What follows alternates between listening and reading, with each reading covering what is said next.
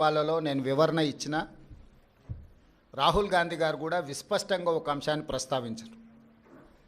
చట్టబద్ధంగా రాజ్యాంగబద్ధంగా రాష్ట్ర ప్రభుత్వాలు కానీ కేంద్ర ప్రభుత్వాలు కానీ ఏదైనా అంశంలో టెండర్లు పిలిచినా ఏదైనా అంశంలో పెట్టుబడులు పెట్టడానికి అవకాశాలు కల్పించినా అందరికీ సమానమైన అవకాశాలు, అందరూ పోటీ పడే విధంగా నిబంధనలను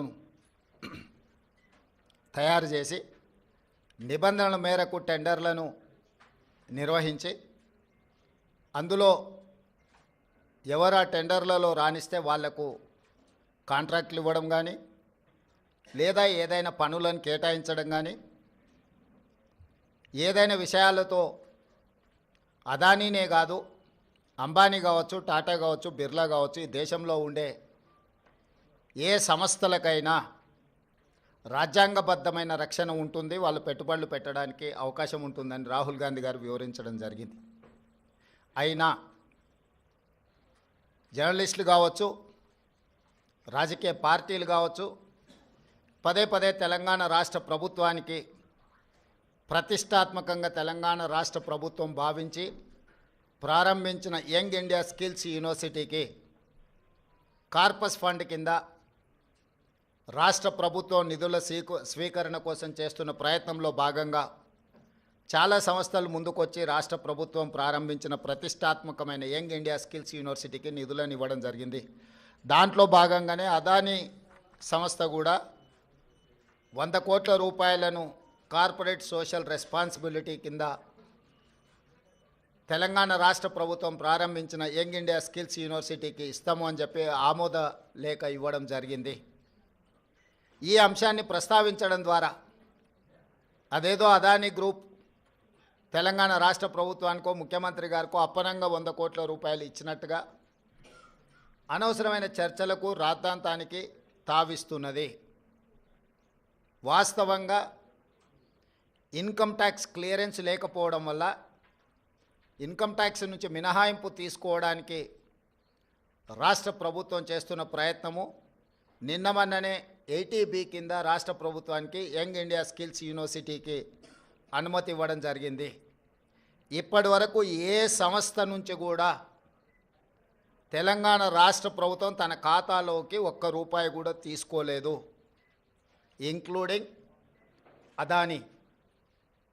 అయితే అనవసరమైన చర్చలలో తెలంగాణ ప్రతిష్ట కానీ వ్యక్తిగతంగా నా గురించి చర్చ జరగడం మా మంత్రివర్గ సహచరులకు నాకు ఎలాంటి సుతారము ఇష్టం లేదు.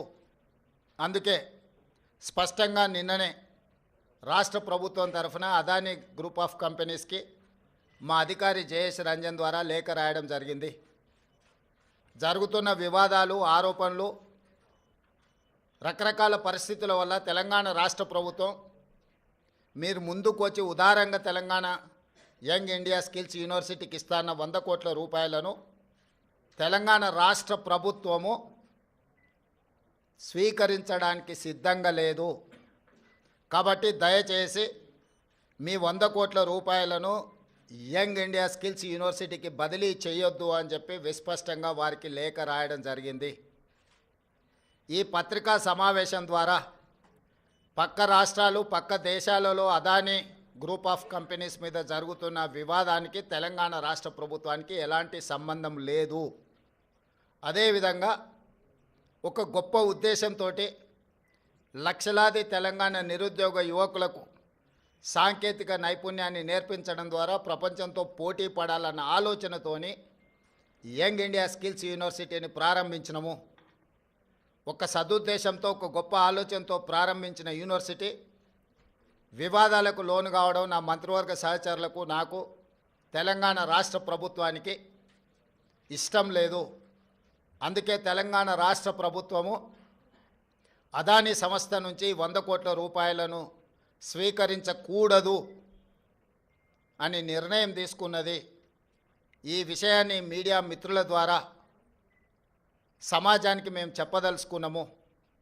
అనవసరమైన వివాదాలలో మా రాష్ట్ర ప్రభుత్వాన్ని మమ్మల్ని లాగొద్దు అని చెప్పి మీడియా మిత్రులందరికీ కూడా నేను సూచన చేస్తున్నా, రాజకీయ పార్టీలకు కూడా నేను సలహా ఇవ్వదలుచుకున్నా. రాష్ట్ర ప్రభుత్వ ప్రయోజనాల కోసం తీసుకున్న నిధులను కూడా